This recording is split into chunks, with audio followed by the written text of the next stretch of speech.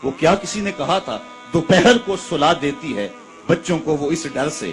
گلی میں پھر کھلونے بیچنے والا نہ آ جائے۔ کبھی ہم نے ان لوگوں کے درد کو بھی سمجھا؟ ہم نے کبھی سیرت کے ان پہلوؤں پہ بھی غور کیا؟ آج ہم اپنی بیٹی کی شادی کرتے ہیں تو اس کا جہیز چارپائیوں پہ بچھا دیتے ہیں، اور ہمارے دیہاتوں میں رواج ہے کہ خاتون کو کہتے ہیں کہ جاؤ پورے محلے میں، پوری بستی میں جا کے ڈھنڈورا دے دو کہ بیٹی کا جہیز دیکھ جاؤ۔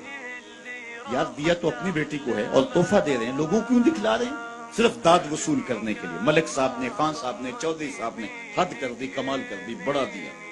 اپنی بیٹی کا گھر بھر دیا۔ یار تم نے تو داد وصول کر لی، چوپالوں میں، بیٹھکوں میں تذکرہ بھی چلا، تندوروں پہ عورتیں باتیں بھی کرنے لگی، تمہارے نام کے جھنڈے بھی گڑ گئے، لیکن تم نے نہ سوچا تمہاری بیٹی کا جہیز دیکھنے کے لیے یتیم بچیاں بھی آئیں، تمہاری بیٹی کا جہیز دیکھنے کے لیے اس بوڑھے مزدور کی بیٹیاں بھی آئیں جو صبح اٹھ کر کے مزدوروں والے اڈے پہ جا کے بیٹھ جاتا ہے اور اس کو بوڑھا سمجھ کے کوئی قبول نہیں کرتا، اور وہ کہتا ہے مجھے 10 روپے کم دے دینا، مجھے ساتھ لے جاؤ، لیکن اس کو کوئی ساتھ لے جانے کے لیے تیار نہیں ہوتا۔ جب دھوپ خوب چمک پڑتی ہے اور اسے مایوسی ہوتی ہے کہ اب کوئی لینے نہیں آئے گا، تو وہ ڈبہ لٹکا کر کے روٹی والا گھر جب واپس پلٹتا ہے تو کوئی جانتا ہے اس کے قدم کتنے بوجھل ہوتے ہیں؟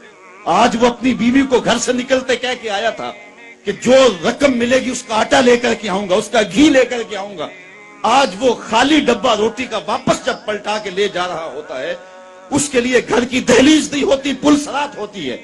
اور اندر لوگوں کے کپڑے سی سی کے اور لوگوں کے گھروں کے برتن مانج مانج کے اپنے جہیز کی چیزیں بنانے والی بیٹیاں جب اپنے باپ کو یوں آج بھی خالی آتا ہوا دیکھتی ہیں تو جو کچوکے ان کے دل پہ لگتے ہیں اس کا مداوع کس کے پاس ہے؟ تم نے تو داد وصول کر لی، لیکن تمہاری بیٹی کا جہیز دیکھنے کے لیے اس مزدور کی بیٹیاں بھی گئیں۔ تارا ٹوٹتا سب نے دیکھا، یہ نہ دیکھا ایک نے بھی، کس کی آنکھ سے آنسو ٹپکا، کس کا سہارا چھوٹ گیا۔ کاش کہ ان درد مندوں کا بھی ہم نے حال پوچھا ہوتا اور ان دکھیوں کے رشتے ہوئے زخموں پر بھی ہم نے مرہم رکھی ہو